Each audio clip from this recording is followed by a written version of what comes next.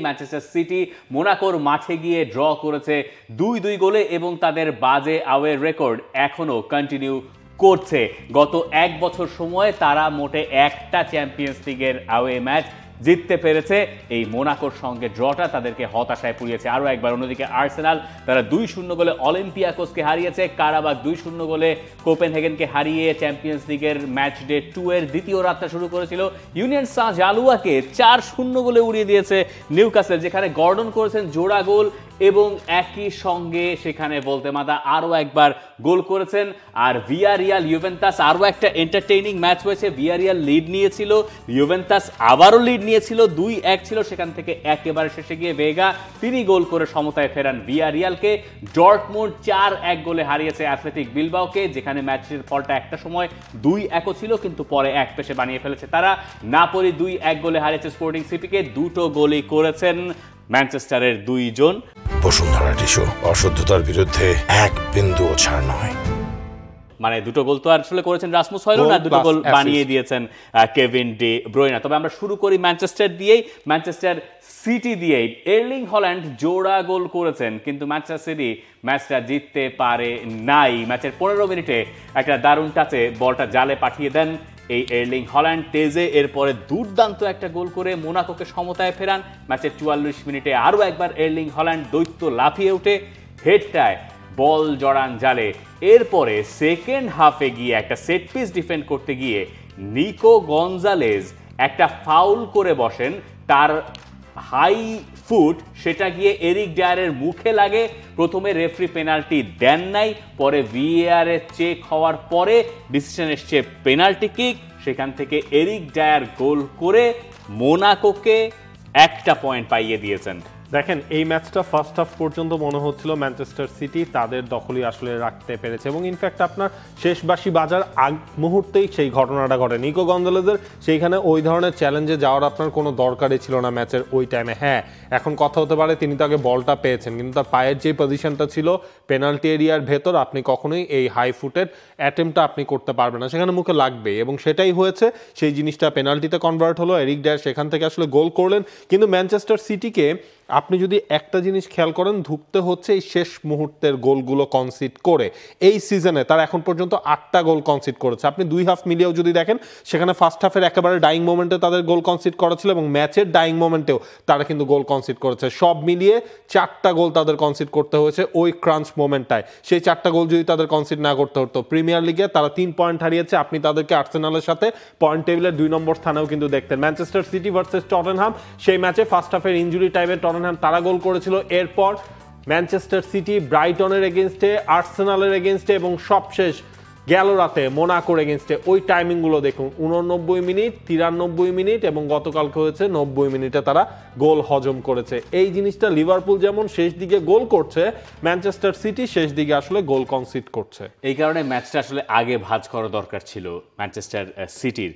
ওই খেলাটা, ম্যান সিটির খেলাটা আরেক স্ক্রিনে দিয়ে রেখেছিলাম, যেখানে দেখছিলাম যে হল্যান্ড ভালো করছেন। যদিও হল্যান্ড পুরো ম্যাচে মোটে 7 বার ফার্স্ট হাফে বলে টাচ করেছেন, তার ভেতরে গোল করেছেন 2টা। এটা তো ক্লাসিক এর্লিং হল্যান্ড। স্পেশালি আপনার ফার্স্ট গোলটা তো হচ্ছে মানে ফার্স্ট টাচ এবং সেখান থেকেই আসলে গোল। মানে একটা লম্বা মানুষের, মানে উনি পা তুললে তো সেটা হচ্ছে গিয়ে আসলে প্রতিপক্ষের মাথার আশপাশে তো চলেই যাবে, সেই জায়গাটা থেকে তিনি গোলটা করলেন। সেখান থেকে যখন গোলটা করলেন এবং তারপরে তেজের ওই গোলটা তো আরো সুন্দর ছিল, খুবই সুন্দর। এরপরে গিয়ে হল্যান্ড যখন লাফিয়ে উঠে হেড করলেন একেবারে তাল গাছের মতো করে, সেইখান থেকে ম্যানচেস্টার সিটি 2-1।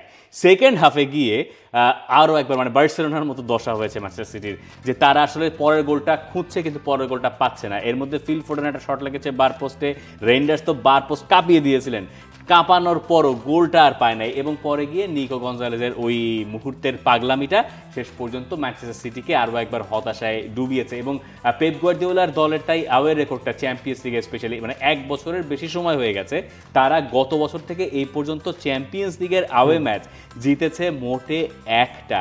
এই ব্যাপারগুলো ম্যান সিটি বা পেপ গার্দিওলা কারোর সঙ্গে আসলে যায় না। এবং এই জিনিসটা তো আপনি হচ্ছে কি এই ম্যাচটাও খেলতে নেমেছিলেন লাস্ট 6 ম্যাচ আনবিটেন থেকে, এরপর যখন আবার প্রতিপক্ষের মাঠে আপনি গেলেন চ্যাম্পিয়ন্স লিগের মঞ্চে, তখন আপনাকে সেম জিনিসটি আসলে ঘটেছে আপনার সাথে।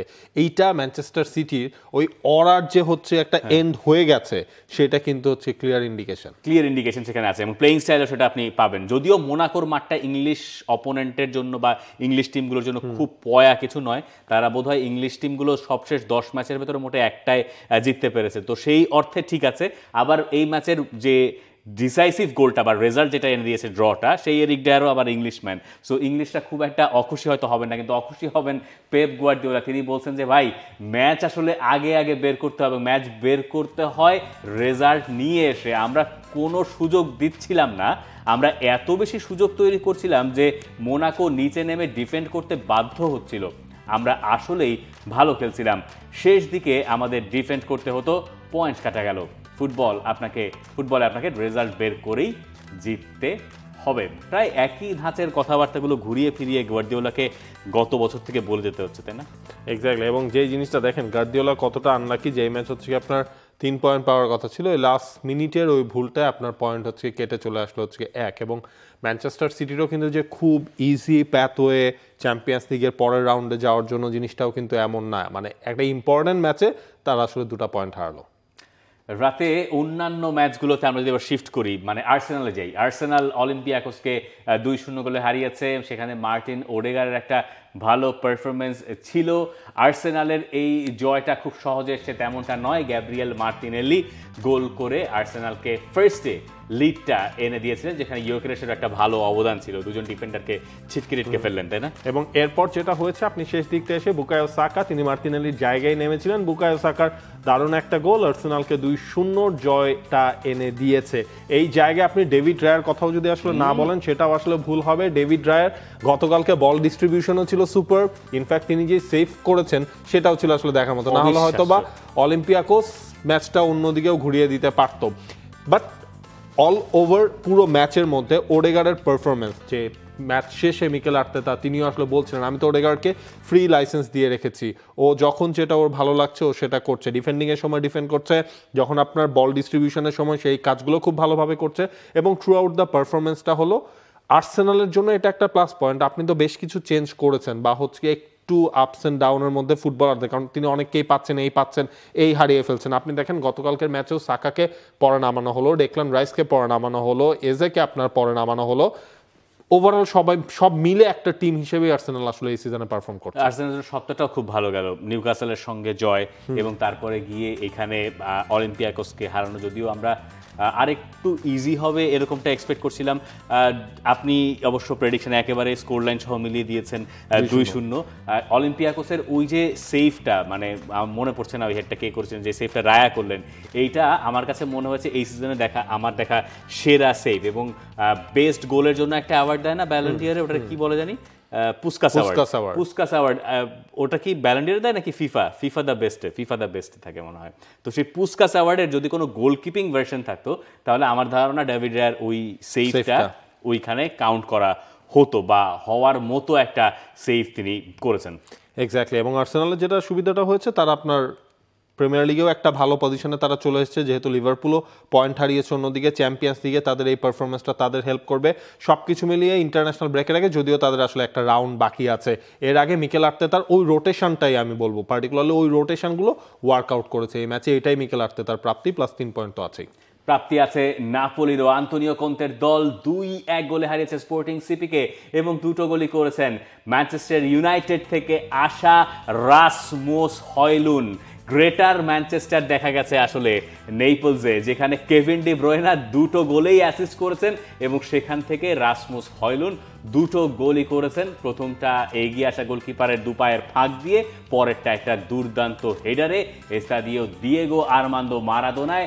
নাপোলি তাই এই মৌসুমে চ্যাম্পিয়ন্স লিগে তাদের প্রথম জয়টা পেয়েছে। ম্যান সিটির কাছে হারার পরে নাপোলির সময়টা একটু অন্যরকম যাচ্ছিল, যদিও তারা সেরিয়াতে এর মধ্যে পিসাকে হারিয়েছিল, যদিও কঠিন করে।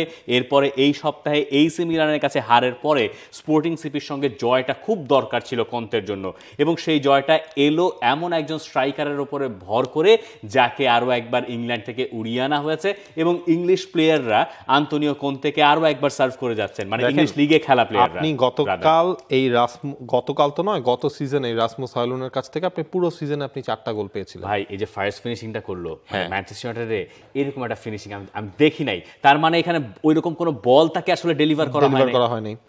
এইবার আপনি এখন পর্যন্ত এই সিজনে তার কাছ থেকে আপনি 3টা গোল আপনি পেয়ে গেছেন হয়লুনের কাছ থেকে। আপনি এই জায়গায় আরও একটা ইন্টারেস্টিং পয়েন্ট আছে, লাস্ট সিরিয়ার ম্যাচে যখন হচ্ছে গিয়ে আপনার কেভিন ডি ব্রুইনাকে তুলে নেওয়া হলো, এরপর মানে অনেক কথাবার্তা কিন্তু হয়েছে যে তিনি রিয়াকশন দেখিয়েছেন। অ্যান্তোনিও কন্তে যেটা নিয়ে পরে আসলে কথাও বলেছেন, সে হয়তো ম্যাচের ফল নিয়ে ইরিটেট ছিল, বাট তার যদি অন্য কোনো ইন্টেনশনে তার ওই রিয়াকশনটা থাকে তাহলে আমি কিন্তু ওই পার্সন না, আমার সাথে এগুলো করা যাবে না। সেই কেভিন ডি ব্রুইনা, আপনি তার ব্যাড লাকটাও একটু হিসাব করেন, যখন তিনি এবারে চ্যাম্পিয়ন্স লিগে প্রথম ম্যাচটা খেললেন তাকে উঠে যেতে হয়েছিল অন্য একটা রেড কার্ডের জন্য। ওই আর্মান্দো ম্যারাডোনা স্টেডিয়ামে তিনি প্রথমবারের মতো নামলেন চ্যাম্পিয়ন্স লিগের ম্যাচে, এবং কি অল রাউন্ড পারফরমেন্সটা দেখিয়েছেন তিনি। আপনি সেকেন্ড গোলটায় মনে হচ্ছিল ম্যানচেস্টার সিটিতে আমরা যেই ধরনের স্ক্রিপ্ট দেখতাম, কেভিন ডি ব্রুইনার বাড়ানো বল, সেখান থেকে হল্যান্ডের হেডারে গোল, মানে পুরো হচ্ছে কি সেই হল্যান্ড থেকে হয়লুন হয়ে গেছে, জার্সিটা আসলে বদলে গেছে, এর বাইরে কিন্তু কিছুই না। মানে এই জায়গায় হল্যান্ডের পারফরমেন্সটাই, হল্যান্ড তো বলছি না, কেভিন ডি ব্রুইনার পারফরমেন্সটাই আসলে সবকিছুকে ছাড়িয়ে দিয়ে গেছে। এবং ডি ব্রুইনা এখন এমন একটা পজিশনে চলে গেছেন, চ্যাম্পিয়ন্স লিগে মিডফিল্ডারদের অ্যাসিস্টের তালিকায় তিনি 5 নম্বরে উঠে এসেছেন। জিদানকে সরিয়ে ফেলেছেন, তার সামনে এখন রায়ান গিগস আছেন, জাভি আছেন এবং হচ্ছে ডেভিড বেকহাম আছেন। দারুণ একটা লিস্ট, যে লিস্টে আমরা বোধহয় 27টা তার অ্যাসিস্ট চ্যাম্পিয়ন্স লিগে, আরো বেশি দেখবো সামনের দিকগুলোতে, কারণ তিনি চ্যাম্পিয়ন্স লিগে তো আছেনই, আর নাপোলি যতদূর যাবে কেভিন ডি ব্রুইনার এই সার্ভিসটা তাদের জন্য খুব বেশি প্রয়োজনীয় হবে। ওটা ছাড়া নাপোলি আর কতদূর যেতে পারবে সেটা নিয়েও আসলে সংশয় থাকতে পারে। For more updates, subscribe to our YouTube channel and click on the bell icon. Follow us on Facebook and Instagram. Download T-Sports app to enjoy exciting games and highlights. Visit tsports.com.